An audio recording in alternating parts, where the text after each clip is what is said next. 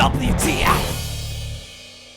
Bon qui, je m'appelle Ross Twiddell from Cultaholic.com, your new, full-time, only one, Cultaholic Heavyweight Champion. Hello. Welcome to all these WTF moments from last night's Royal Rumble pay-per-view. Wasn't it a fantastic night from start to finish? Yes, it was. If you disagree, good for you. It's nice to have opinions of your own. Sorry this video is a bit late. I was really busy at Mong Ai's bonfire in the middle of the desert. And if you were wondering why at the Royal Rumble pay-per-view last night there was no physical WrestleMania sign for the winners of the Rumbles to point at, well, let me tell you, by using that sign, Mong Ai, the little cheeky devil, made the biggest bong I've ever seen. And then Hornswoggle was flying around like a dragon. Unbelievable scenes there was in the desert last night. Let's get cracking with all the WTF moments. I think I'm still high. To the pre-show we start with, and no, we are not making John Cena being advertised for a month long for the Royal Rumble of 2019 before being removed a couple of hours before the show because of a supposed ankle injury. A WTF moment, alright? I mean WWE, the company who accepted dirty, filthy money from Saudi Arabia, doing something immoral, like advertising someone they never intended to use at the Royal Rumble of 2019. No, never. We can see that security was tight for last night's show. Nobody's getting past that, are they? That there, that's as tight as a John Cena STF content. Which in turn, of course, is slacker than JBL's belt, while JBL is looking at pictures of muscular naked women on the interweb. Oh my bones, they are ready. It's John O'Clock, you bastards! I'm free! So after talking about Sasha Banks moaning about Ronda, James, Cuthbert, Rousey, did John Bradshaw Layfield really say that Sasha Banks should call a wambulance? What are you, John, 5? So next up we have Drake Maverick claiming that Rezar is all in on that really weird tag team idea thing they had for last night's pre-show, and he hopes that Scott Dawson is too. Are you sure about that, Drake? Because after reading the things I've read about Scott Dawson over the past few weeks, if he's all in on anything, that surely means he's not working for WWE anymore. And next up we have Jerry the fake King Lawler claiming he can't understand Drake Maverick's slightly Brummy accent. Racist against the race of Birmingham. I tell you what, Jerry, if you can't understand that, you are so lucky that Drake doesn't come from the part of Birmingham that breeds people who work at the West Bromwich Building Society. No. How many times that there is not a real Royal Rumble? As we all know, that Rumble there was paid with dirty, filthy money by a man who thought that Yokozuna was still pissing alive, so accepted a random sumo man turning up to wrestle in a WWE Royal Rumble. It's not real. And Babatunde was there, for Christ's sake. Jesus Christ, man, WWE, this year you've ruined all the Royal Rumble stats forevermore because that stat there, that stat belongs to the big dog. Now just imagine you've just sat down to start watching the pre-show last night. You think, bloody hell, I've got plenty of time until the real Royal Rumble starts. Not in Jonathan Coachman's mind. Because with a full 1 hour and 47 minutes of the pre-show to go last night, the coach pulled out the station and claimed we're under 1 minute and 50 seconds away from the Royal Rumble kicking off. I don't know about you. I'll learn to tell the time in like year 2. You're in Phoenix. You're inside the stadium. You're not in bloody Australia, you flaming galah, you bloody bastard. I'm sorry, the ball was there and I've knocked it away to the boundary. Booker T and Jerry Lawler place bets on professional wrestling. There are no words apart from tea time. And Jerry Lawler's a dick. And next up we have R-Truth slapping Jerry Lawler in the tit. You can't do that to him, man. Truth, with his history of heart attacks. Think about it, man. Or maybe he did think about it. Oh. There's a sign for Rezar.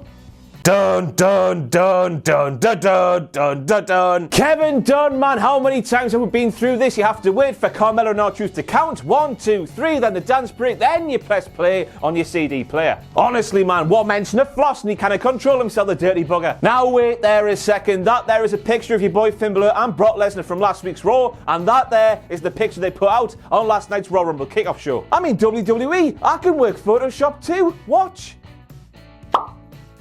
You see, Photoshop can make anything possible and make dreams come true. It's Jonathan again, you bastards, who hit the double! And next up we have JBL, who of course was working for WWE last night, standing there and saying that momentum does not mean anything in WWE. They mention this mystical, non-existent momentum thing so many times on Raw and SmackDown Live each and every week, John. There should be a bastard momentum championship in WWE today, yet you rock up last night and say it doesn't mean anything.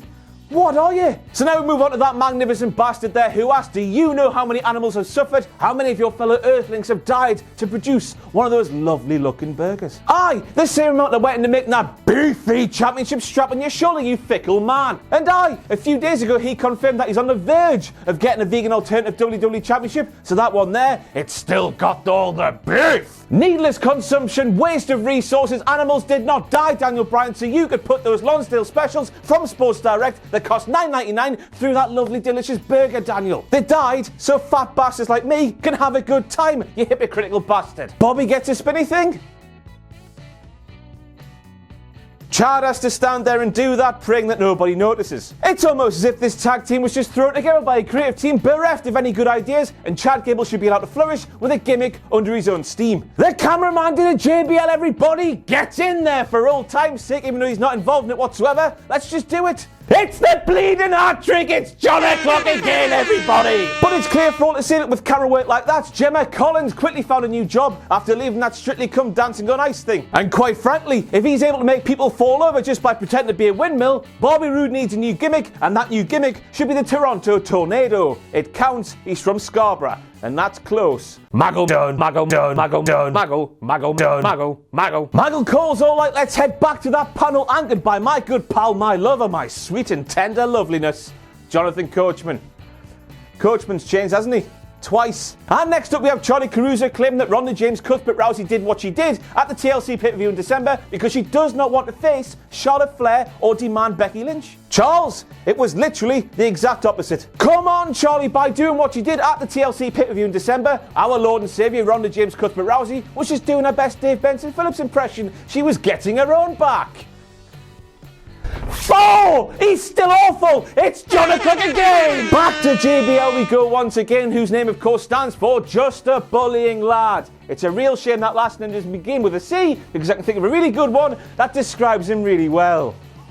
So earlier on we heard about John talking about momentum and how when it's applied to Daniel Bryan and AJ Styles, it doesn't count one thing in WWE. But now he's talking about Becky Lynch and he says the following. A lot of life is momentum. A lot of sports is momentum. And Becky Lynch, she has that. I tell you what, he sees a couple of shots of a muscular lady like Charlotte Flair and he's all cross-eyed and sweaty. JBL sorted out, you dirty bastard. Made a grave mistake, Corey. So next up we have Corey Graves, who isn't quite sure if Rusev tapped out from that guillotine there, even though it was clear on the screen, right in front of our eyes, that my Bane Spirit animal only tapped Shinsuke Nakamura's kin.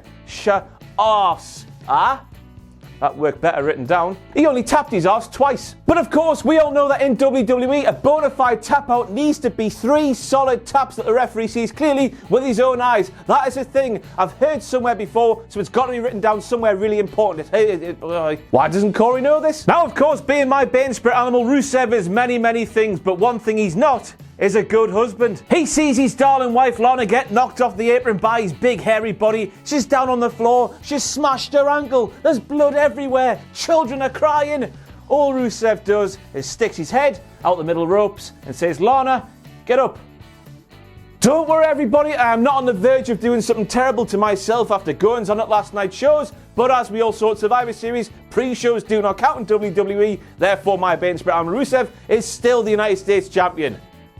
And next up we have Jonathan Coachman reckoning that John Cena won several Royal Rumbles. Several, Jonathan. Oh, you dizzy blood. Now, I know that us mere mortals can't even see John Cena most of the time, but it appears by saying this, Jonathan Coachman can see more than one of John Cena at one time.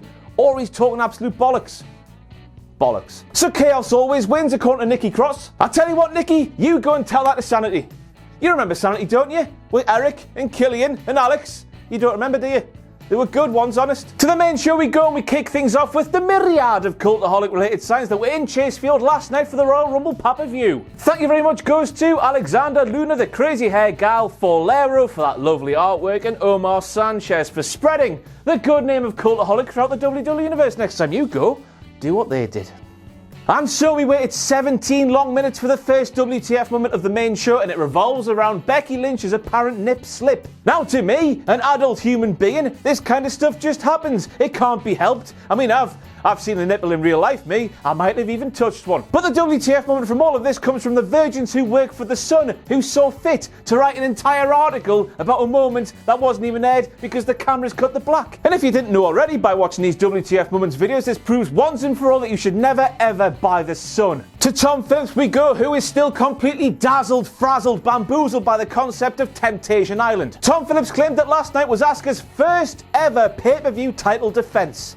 When the hell did takeovers become free? And sticking with Tom Phillips, he claimed that The Miz just asked the bar for a tag team championship shot, which is a huge WTF moment because, as we all saw on SmackDown Live a few weeks ago, Colonel McSweaty Pollux, the best professional wrestler in the world, said he and The Miz have to earn their title opportunities. They have to scout their opposition. They have to work their way to the top. And when they get to the top, they're going to trade sweat and make some super concoction of super sweat. But hey, since Tom brought that up, even the commentators know that Colonel McSweaty Pollux is full of shit. WrestleMania 28, legitimately one of the best professional wrestlers in the world, Daniel Bryan is defeated by Sheamus inside 18 seconds. Royal Rumble 2019, the fake best professional wrestler on the planet Earth flattens Sheamus within 2 seconds, and quite frankly, I refuse to accept that Sheamus has declined that much in the short 7 years since WrestleMania 28. And next up we have Cesaro, who performed a mesmerising super big swingy thing to Colonel McSweaty Bollocks, which had about 1,875 revelations. I count them all, I swear. Colonel McSweaty Bollocks, who, if you haven't heard, is the best professional wrestler on the planet Earth, now sells this move and immediately locks in a triangle choke thing. What a dick. And then, after single-handedly beating up one of the most dominating tag teams in recent WWE history, honestly, the Bar have defeated everybody there is to defeat in WWE over the past 2 and a bit years. Colonel McSweaty Bollocks. He hits a shooting star press, a lovely shooting star press at that, and he wins the tag team championships. Shane McMahon is a WWE champion in 2019. And quite frankly, I can't do it anymore. See you later. What the hell have we done to deserve this? Have we killed some nuns in a former life that we don't know about? Have we liked our own tweets while our phone's been in our pocket or something? What the hell have we done? What the hell have we done to succumb to the wet dreams of a sweaty tyrant on SmackDown Live over the past 2 and a bit years? I don't care that The Miz and Colonel McSweaty Bollocks have been entertaining on SmackDown Live. I don't care that last night's tag team match, it was really fun. I don't even care that shooting star press is something that Brock Lesnar couldn't even get right on a similar stage at WrestleMania 19. I just want me mom. Made a grave mistake, Corey. So according to Corey Graves, The Miz always wanted his father to be proud of him, but his father never quite was. But now, according to Corey Graves, now that The Miz is a tag team champion with a sweaty Joe Rogan wannabe New Kids on the Block delusional dad, his dad's now finally proud of him. Let's forget about The Miz being a former WWE champion. Let's forget about the 2 United States championships. Let's forget about the 8 Intercontinental championships. Let's forget about the movies, the Mixed Match Challenge, the Money in the Bank. Everything The Miz has done is inferior to winning a tag team championship belt with the best professional wrestler in the world, which in reality, since Shane is the best professional wrestler, should be really easy, shouldn't it? The Miz had a cakewalk last night, didn't he? And I tell you what, George Miz, if that is your second name, if this is true, you make me sick. And next up we have the boss, Sasha Banks, mouthing "my house" during her entrance at last night's Royal Rumble pay-per-view, and there's no doubt about it. My good pal Paige Wage was sat at home saying, "Sasha! What are you doing, you purple troll? Don't you haven't even made an offer for my house, so how can it be yours?" I die inside every time. Now, one question was on my mind at the end of that purely belter match between Sasha Banks and Ronda James Cuthbert Rousey. What joke did the referee tell Sasha Banks? Piper's Pit, Sasha's knocked out, the ref leans in, the ref says something, and Sasha starts smiling. But do not worry, dear viewer, I have obtained exclusive footage from last night's Royal Rumble pay-per-view proving what the referee said to make Sasha Banks crack up. Psst, Sasha, Shane McMahon's a champion in 2019, like? Aye, I would have pissed me pants as well. Made a grave mistake, Corey. So after Liv Morgan is eliminated from the Women's Royal Rumble match, Corey Graves pipes up and says that the Riot Squad still have a 66% chance of winning the Women's Royal Rumble. How the hell can that be, Corey, when all of the Riot Squad were still intact and in with a chance of winning the match, they only had a 10% chance? So how's that doubled, trebled, sixthed itself? 6.6 maths. Go back to school and do it, Corey. Now I have a boat to pick with one Betty Phoenix. She's a commentator. She's supposed to be an expert on Royal Rumbles. She's supposed to be an expert on women's professional wrestling. She should be telling us viewers things that we don't know. Why the hell is Betty Phoenix asking if it's in the rules for the Royal Rumble match if you have to get straight in the ring when you make your entry into the Royal Rumble match? We asked the questions, Betty. We're the silly fans. You're the expert. You provide the answers, surely. I am a massive fan of Renee Young calling Corey Graves a pervert live on air. That is it. So yeah, Billy Kay, you've come down to ringside, you've told the commentary team, bloody hell, lads. You've told the commentary team, I'm not getting in that ring until Peyton bloody Royce comes down here with me. My old man's a dustman. Despite you saying that, loud and clear for all to hear, no referee has come up to you and said, Billy Kay, you have to get in that ring. So then, why is she in there? If the referees have made it clear to her that, Billy, you don't have to get in the ring and wrestle when you make your way down the aisle for the Women's Royal Rumble, why did she get in there? Why did any of them get in there? Why did any of them think? With logic like that, she must be going round the bloody twist. That's the end of that now. What she say? Say, shut up, Renee. What she say? Say, shut up, Renee. Renee, forget about Dana Brooke eating differently and training differently to get back to winning ways. Let's just have her stick to one character for more than one show in a row, shall we? Let's have us fans catch up with Dana Brooke, see what she's doing, get invested in what she's doing, and then we might see a difference. Her booking is just like my life, a pissing mess. I've said it before, and I'm going to say it again. Hornswoggle ruins everything. That being said, I'd rather Piss and Hornswoggle be the creep who makes women uncomfortable, and not my boy, Otis does, but you forget about his Raw debut, you forget about it now. Vince McMahon forcing his wrestlers to perform despite the fact they're so clearly injured, they should be in hospital. Damn it! You're not hurt! Show me the beef! Somebody call CM Punk. What she say? Say, shut up, Renee. So according to Renee Young, Nia Jax is dangerous, but we've never seen her like this. Aye, pal, you tell that to the catalogue of wrestlers she's injured over the past 2 and a bit years, will you? Now, I know these are accidents, they can't be helped, they just happen inside a professional wrestling ring. When it comes to Nia Jax, these accidents, they happen more than most. The only way that applies to professional wrestling is if Vince McMahon is sat at that table and he's the one saying, Damn it, that's a beefy meatball! Erick Rowan. Erick Rowan was a medieval man with a penchant for massive hammers who wore a dead-ish sheep on his head for about 7 years. But now, he's a vegan warrior. I mean, Eric does look like a good fit when he stood next to Daniel Bryan at work. It's like Diesel and Shawn, but without the meat. But this came just from so far on the furthest, leftist, most vegan vegetable fields. I just don't know what the crap of why me watch. Therefore, here we are. Big Erick Rowan, a fan of Sabu. I had no idea Sabu had merch. Uno, dos, tres, cuatro, cinco, 5 John O'Clocks, everybody rejoice! Dun dun dun dun dun dun dun dun dun. Hall of Fame? What Hall of Fame's that? It can't be WWE. More like the Hall of Fame of dicks. Aye, that'll show him the bloody cockwomble. And now it's time for this. Wankety wank, wankety wank. Wankety wank, wankety wank. Wankety wank, wankety wank, wankety wank. Made a grave mistake, Corey. Hello and welcome to Wankety Wank. You know how it works by now. Thank you very much to Josh Gerhardt for pointing out this about Paul Goldschmidt, a man who I just do not know. Wait there. Let me fix that sign.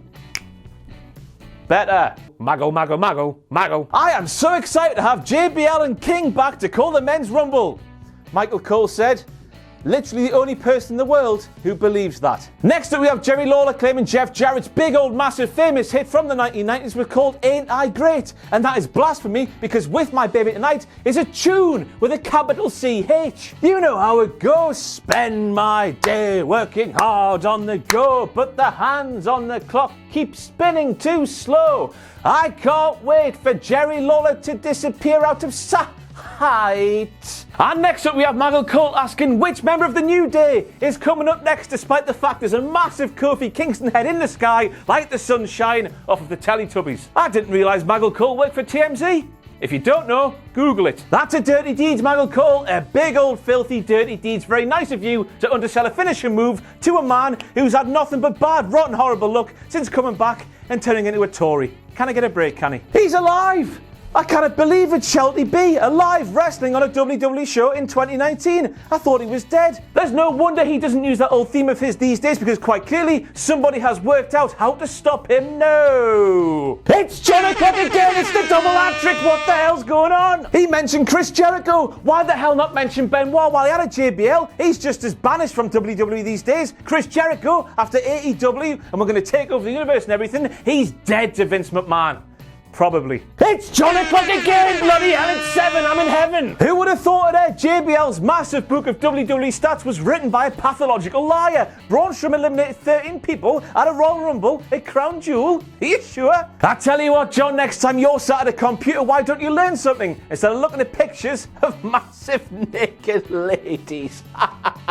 Super kick 619 RKO. Somewhere, someplace, there is a numpty in a suit who was one of WWE's corporate sponsors removing their money from the company because they don't understand intergender professional wrestling. They've seen 3 men lay their hands on a woman and thought, no, we can't be sponsoring this. This is terrible. Get the money out of there. We don't understand that professional wrestling at its very core is simulated combat. Every single person in the ring, they're working together. They're in on the ruse. They're not legitimately beating the piss out of one another. This was unbelievably good from WWE. I was out of my seat watching Nia Jax go. Hopefully this is the start of more intergender things in WWE, because as we saw last night, when they're done properly, they are bloody wonderful. And as for the suits who don't understand that professional wrestling is a big old Workington, piss off. And that's it for the WTF moments from last night's Royal Rumble pay-per-view. Thank you very much for being a sexual wank pheasant. I've been Ross Riddell from Cultaholic.com, your undisputed Cultaholic heavyweight champion.